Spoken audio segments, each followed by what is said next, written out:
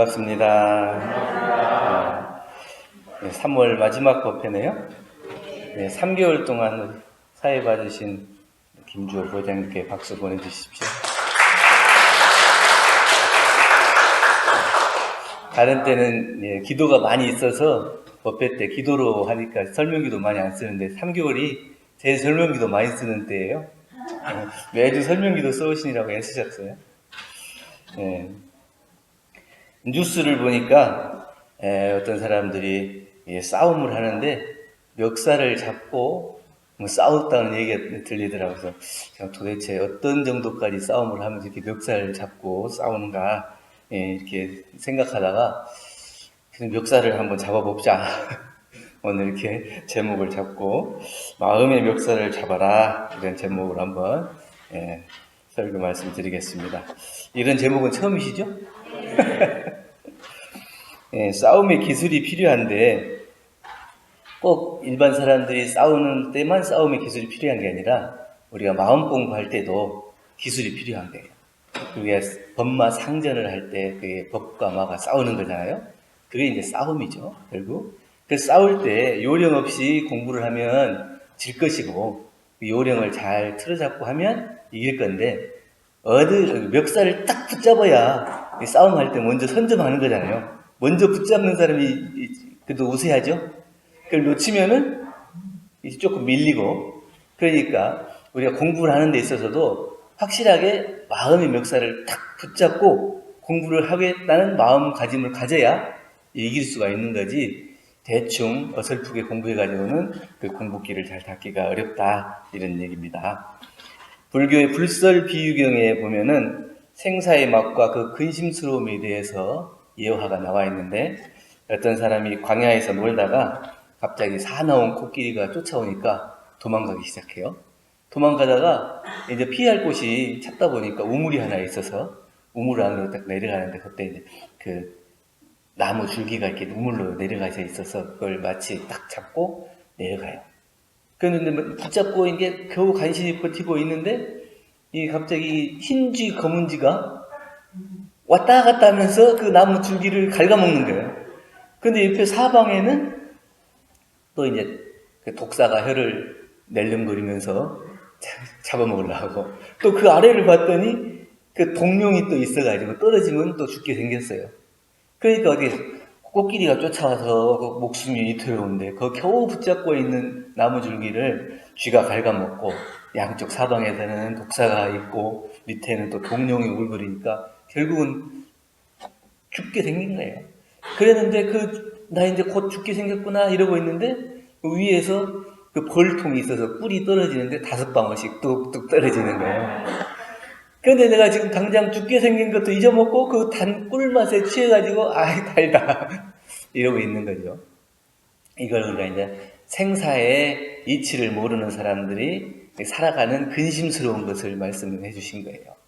대종사님께서도 말씀하셨잖아요. 그러니까 한때 이제 장마철에 비가 많이 와서 개구리가 올챙이들 이렇게 나눴는데, 날이 이제 맑으니까 점점 그 웅덩이에 있던 물이 말라가는데 하루하루 이렇게 생명이 줄어드는데 그것도 모르고 이 개구리, 이 올챙이들은 신나게 놀고 있더라. 그것이 이 무명의 업장에서 살아가는 우리 중생들의 삶과 똑같지 않냐. 이걸 이제 비유해서 말씀해 주신 거예요. 끝없는 무명에 빠진 중생이 하루하루 생명이 다하고 있지만 그 오욕이라고 하는, 이 5방울씩 떨어지는 그 오욕이라고 하는 달콤한 단맛에 빠져가지고 그 무명업장을 헤어나려고 하는 생각도 없이 살아가고 있는 거예요. 우리는 어떤 꿀맛에 빠져서 살아가고 있어요? 내가 지금 당장 어떤 공부를 해야 되겠다는 이 마음도 잊어버리고, 이 죽고 사는 문제도 잊어버리고, 어떤 단맛에 빠져서 이 봄밤에 꿈을 꾸고 계시는가? 이거를 한번 생각해 봐야 될 것 같습니다. 그러면 어떻게 하면 허위와 거짓으로 물든 우리 마음의 멱살을 확 붙들고 내가 그걸 잡아채서 공부길을 확실히 잡아서 자유를 얻을 수 있는 공부를 할 것이냐, 이런 생각으로 오늘 말씀드립니다. 첫째, 죽일 듯 달려들어야 돼요. 싸움을 하려면 그냥 대충 해갖고는 안 되고 죽일 듯이 달려들어야 돼요. 그 멱살을 붙잡고 죽일 듯 달려들어야 그것을 이길 수 있는 희망이 있는 거예요. 정산동산의 법어음기편 36장에 역행부록이다 이런 말씀이 나옵니다. 그것은 힘써 행하며 미혹되지 않는 거예요. 우리가 공부를 한다고 마음 먹었으면 수행정진, 용맹정진을 하되 옆에를 돌아보지 않고 미혹되지 않는 그 마음으로 나아가라는 거예요. 그 자기 있는 힘을 다해서 미혹되지 않도록 앞을 향해서 나아가는 것. 이것이 역행부록입니다. 대종사님께서도 솔성유론에서 가르쳐 주셨죠. 탐한 욕심이 나거든 무엇과 같이? 사자와 같이 무서워할 것이요. 사자는 이제 우리가 볼 일이 별로 없잖아요. 동물원에 가야나 보지. 그냥 아프리카나 이런 데 가면은 사자가 그 야생에 있기 때문에 야생에서 사자를 딱 맞닥뜨리면 어떻겠어요? 잡아먹으려고 달려들면 정신을 번쩍 차리지 않으면 잡아먹히겠죠. 그러면 사자와 같이 달려드는 그 무서움을 깨닫고 정신을 번쩍 차려서 나아가야 된다는 얘기예요. 그리고 우리가 탐한 욕심이 났을 때는 그 사자를 만난 듯이 정신을 번쩍 차려서 그것을 딱 놔야 되는데 그건 놓을 수 있냐?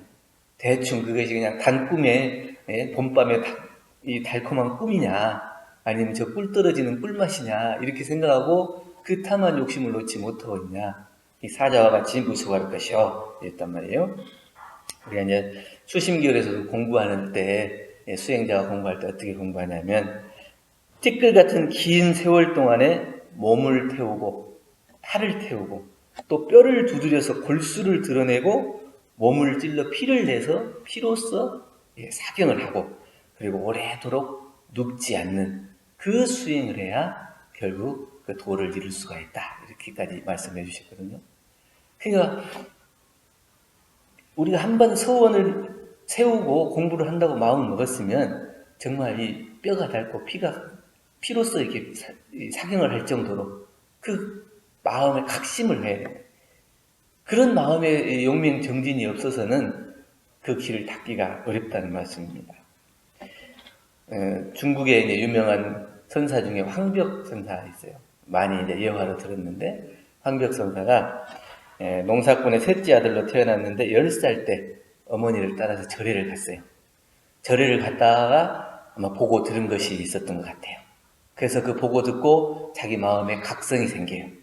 그래서 집에 돌아와서 3일 만에 저는 절에 가야겠습니다. 그리고 출가를 해요. 그러니까 이 귀한 아들을 10살도 아직 어린 나이잖아요. 근데 이 귀한 아들이 갑자기 출가를 한다고 그러니까 이 어머니 마음이 어떻겠어요? 그러니까 이 아들이 이제 겨울철이 되니까 그 춥지 말라고 두꺼운 옷을 해가지고 떡이랑 해서 가져요. 그러니까 어머니 오지 마세요. 그 자기 아들을 생각하는 그 어머니 마음을 모르는 아이들 오지 마세요. 그래서 또 봄날이 됐어요. 봄이 돼가지고 또 한 번 올라가가지고 여기서 이럴 게 아니라 집에 돌아가자. 그랬더니 오지 마세요. 저는 안 내려갑니다. 근데 또 세 번째 겨울이 돼가지고 또 갔어요. 또 가가지고 뭐 이렇게 음식도 장만해가지고 갔어요. 그랬더니 이제 그때는 이제 황벽선사가 이 가지고 간 어머니가 귀하게 애쓰게 막 장만해가지고 음식이랑 이 선물을 갖다가 집어 던지면서 어디서 와서 어디로 가는지도 모르면서 나보고 이렇게 오라 가라 하냐. 이 황벽선사는 절에 가가지고 그 법문을 들으면서 생사의 이치에 대해서 의문이 생기고 궁금증이 생겨서 그 일을 해결해야겠다는 각성이 생긴 거죠. 어디서 와서 어디로 가냐? 이걸 몰라서 내가 이걸 살아도 산다고 할 수가 없다 하는 것을 10살 때 깨쳐버린 거예요. 그래서 그 어머니가 아무리 오라고 집에 돌아오라고 해도 그거를 무시하고 3번을 거절해도 안 되니까 그게 가지고 가는 음식까지 때려 엎으면서 그러니까 그때 이제 어머니가 마음에 그 찬 얼음바닥에서 넘어진 것 같다 하는 마음으로 그 아들을 이제 조금 오라는 말을 못하죠. 그렇게까지 이제 공부를 하는 거예요. 그래서 우리가 이제 어디서 와서 어디로 가냐? 이것을 알고자 하는 것이고, 이것을 알려면 어떻게 해야 돼요? 이 마음의 멱살을 확실히 붙들고, 단단히 붙들어서 달라들여야 된다. 하다 말다 해서는 안 되고, 그래서 이게 단단히 붙들으라는 얘기예요. 대종사님께서는 20년 동안 구도하시면서 스승의 지도를 없이 참 애쓰고 고생을 하셨죠. 그 애쓰고 고생하셔서 우리에게 큰 가르침을 주셔서 우리가 배울 수 있는 기회가 됐지만, 내 20년 동안 장차 이 일을 어떠할꼬? 오직 그 한 생각뿐이셨잖아요.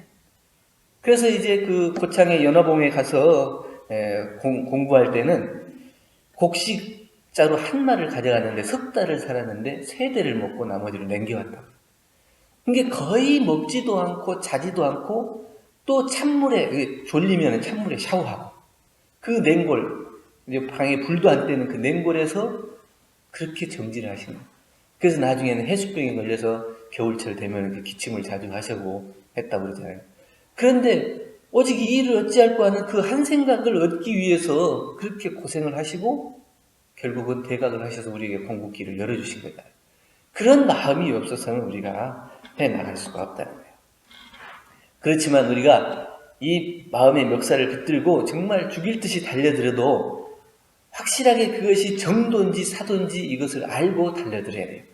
잘못 달려들면 자기 스스로가 오히려 죄고의 구렁텅이에 빠질 수도 있다고 하는데, 아까 말씀드린 황벽선사가 어느 날 이제 도반과 함께 길을 가다가 강을 만났어요.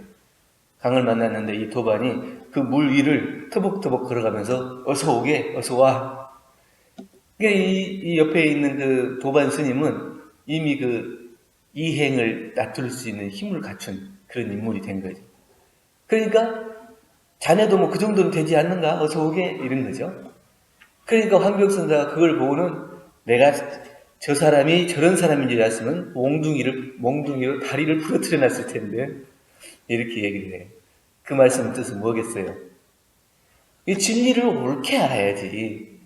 저렇게 사도로 엉뚱한 대로 빠져가지고 그것이 진리인지 알고 도인지 알고 그것을 과시하고 이런 길로 빠져서는 안 되고, 우리가 어떤 길을 얻어야 되냐? 정당한 불법의 가르침, 진리의 가르침, 생사와 인과의 이치를 깨칠 수 있는 그 길을 깨쳐나갈 수 있도록 멱살을 단단히 붙잡아야지 다른 길로 빠져서는 안 된다는 거예요. 그래서 우리가 특별한 정진이 없이 이루려고 하는 사람은 온전한 정신을 잃고 불의한 욕심에 지배하는 어리석은 생각. 그래서 이런 사람들은 결코 도를 이룰 수가 없어요. 그래서 도를 이루겠다고 하는 사람은 정말 마음의 멱살을 단단히 붙잡고 달려들어서 내가 이것을 반드시 이루어야 되겠다는 그런 각성으로 용맹정진하는 마음이 있어야지, 내가 세월이 지나서 그냥 되겠지. 대종사님과 같은 훌륭한 이 대종사님이 가르침을 주셨는데 이 길대로 따라가면 되겠지. 이렇게 해가지고는 안 된다는 거예요. 확실히 달라들여야 된다. 두 번째는 싸움을 하려면 한 번에 틀어잡아야 되는 거예요. 쥐었다 놨다 하면 안 되고 그냥 한 번에 딱 잡고 그냥 팍 휘어쳐야 된다는 거예요. 마음의 멱살을 잡기로 했으면 이럴까 저럴까 망설임이 없어야 돼요. 우리가 믿지 못하는 불신의 마음으로 저울질하고 욕심으로 간보는 거예요. 믿지 못하는 것 때문에 이게 될까? 안 될까? 대종사님이 밝혀주신 법들을 믿으면 정말 우리도 열애의가 될까? 이런 의심으로 할까 말까 하는 거예요. 그리고 자기의 욕심으로 내가 이것을 이렇게 빨리 이루어야 되겠다, 아니면 이것을 이렇게 이루어야겠다 하는 그런 욕심으로 그것을 얻으려고 하면 절대로 그것을 얻을 수가 없다는 거예요.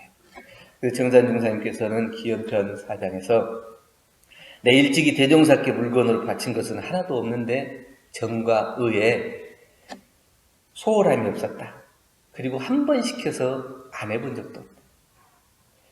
그 정도로 대종사님을 믿고 신봉하는 마음이 확실했고, 정산종사님도 훌륭한 분이시지만 그 대종사님과 같은 그 어른의 가르침이 확실하게 진리의 길로 들어선다는 것을 믿었기 때문에 하나의 의심도 없이 그 일을 할 수가 있었다는 거예요.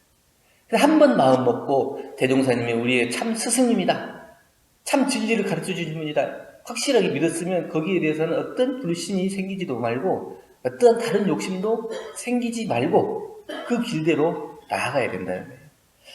인도에 10대 조사의 협존자라는 분이 있어요. 이분은 80세에 출가했어요. 보통은 우리가 나이가 어렸을 때 이제 동자 출가를 해야 그 사람이 큰 인물이 되기가 쉽다 그러거든요. 그런데 80이 넘어서 출가를 했어. 그러니까 옆에 있는 스님들이 그냥 놀리는 거죠. 우리가 보통 출가를 한다는 것은 선을 닦기 위한 것이고 경을 외우기 위해서 출가를 하는데 80이 넘어서 왔으니 몸도 부실하고 늙어가지고 제대로 앉아있긴 하겠어요? 아니면 눈도 침침해가지고 경을 제대로 읽을 수 있겠어요? 언제 도를 이루겠다고 80 넘어서 이제 출가를 했습니까? 이래요. 그러니까 그 얘기를 듣고 이 협존자가 각심을 해요. 그래가지고 내가 늙고 쇠진했지만 반드시 이 마음을 먹고 여기에 들어온 이상 결국은 도를 이룰 수밖에 없다. 3개의 욕을 끊고 육신동과 8헥타를 갖추지 못하면 결코 내가 옆구리를 바닥에 대지 않겠다. 그런 정진하는 마음으로 3년을 용맹전진하니까 많은 사람들이 드디어 그 사람의 도를 알아보고 존자, 혁존자라고 불렀다. 그러니까 나이가 젊고 어리고 그렇다고 해서 그 도를 먼저 이룬다는 것도 없어요. 어떤 마음으로 그것을 다가가느냐. 한 번 마음 먹었으면 한 번에 그냥 탁 먹은 마음이 흩어지지 않고 그대로 일관돼서 나아가요. 일이 관지하는 마음이 있어야 됩니다. 그래서 그 도를 이룰 수가 있다는 거죠. 우리가 1초 직입 열애위 이렇게 하죠. 한 번 생각을 탁 먹었으면 그 즉시로 열애위로 가버린다. 한 생각 올곧은 마음이 불도를 이루는 거예요. 그러니까 제가 이제 1초 공간 했죠? 1초 공간에 그 1초가 그 말 뜻입니다. 그래서 한 생각, 마음을 서원을 세우고 마음을 먹었으면 그 즉시로 열애위로 오를 수 있도록 확실하게 붙들고 공부를 해나가자. 그런 마음의 표준을 잡고 1초 공간이라고 쓴 거예요. 그래서 이제 우리가 공부하는 사람들이 그렇게 해나가자.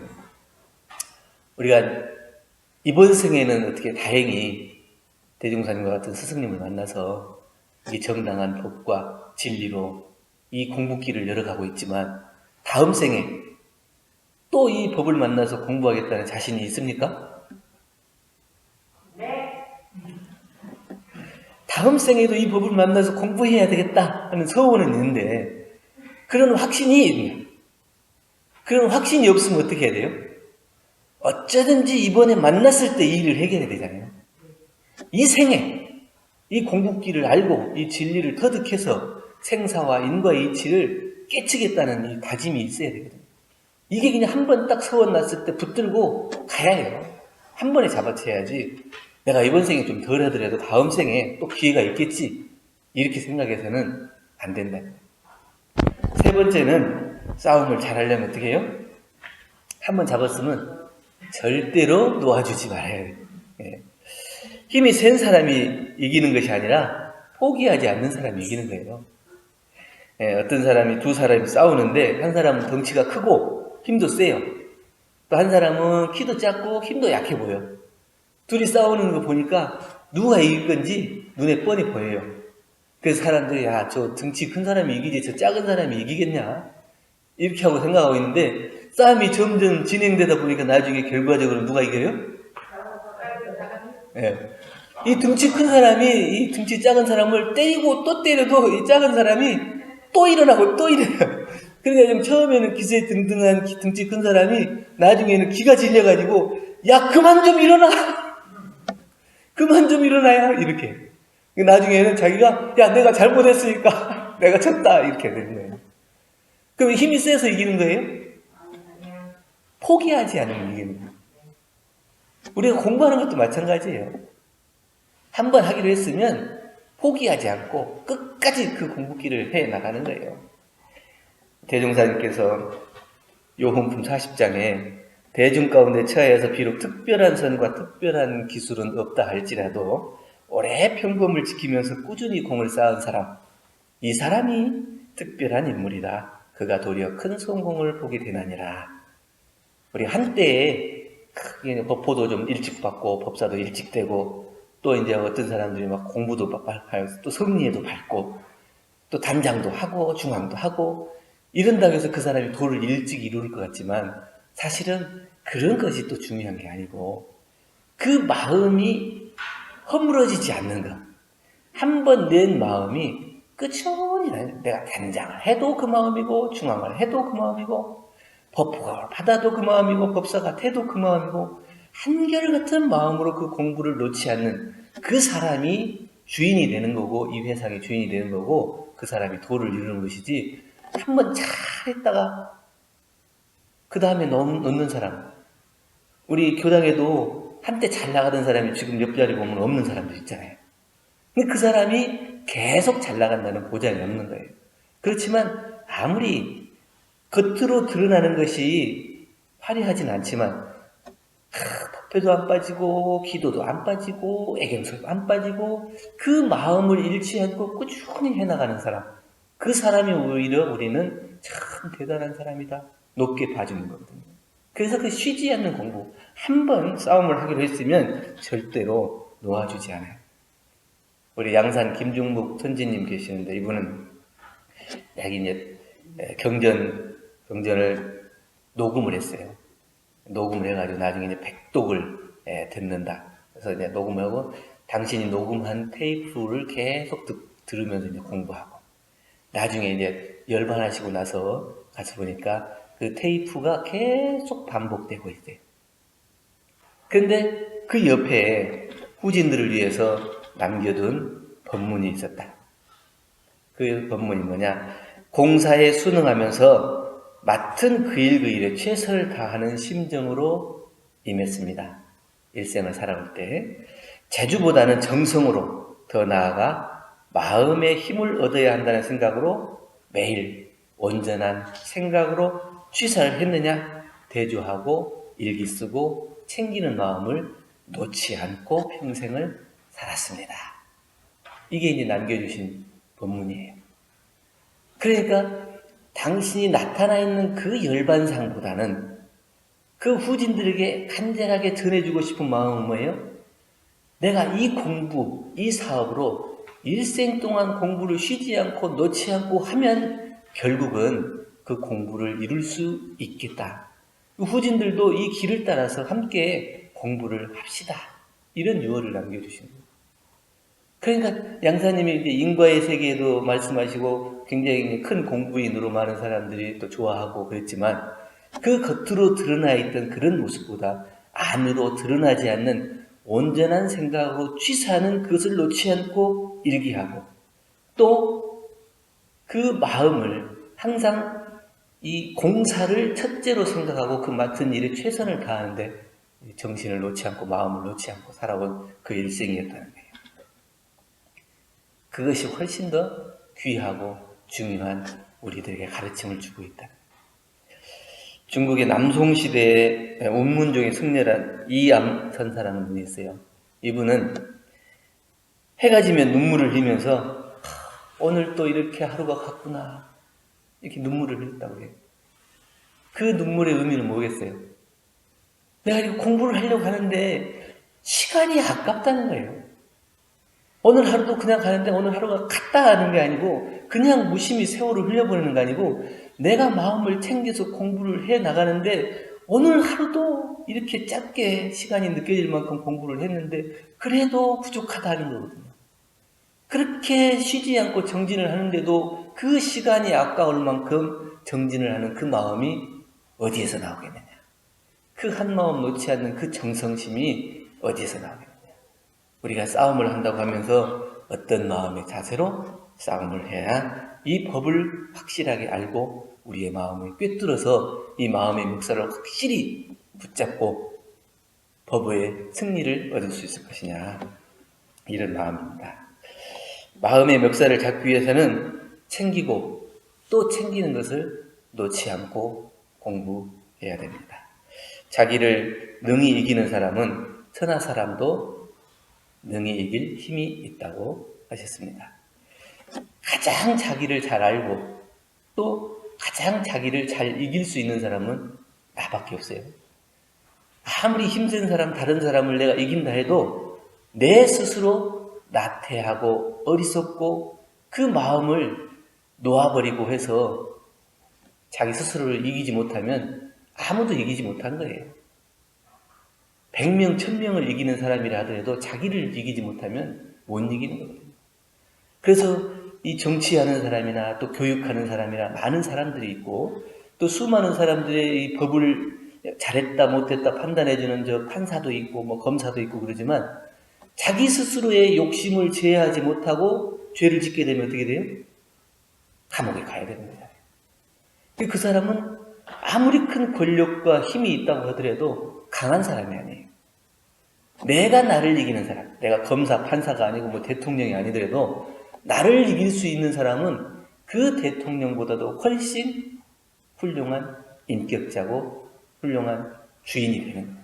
그래서 대종사님께서도 이 제자 한 분 한 분을 놓고 저 밖에서 훌륭한 저런 많은 훌륭한 사람들 100명하고도 안 바꾼다는 거예요. 1000명하고도 안 바꿔.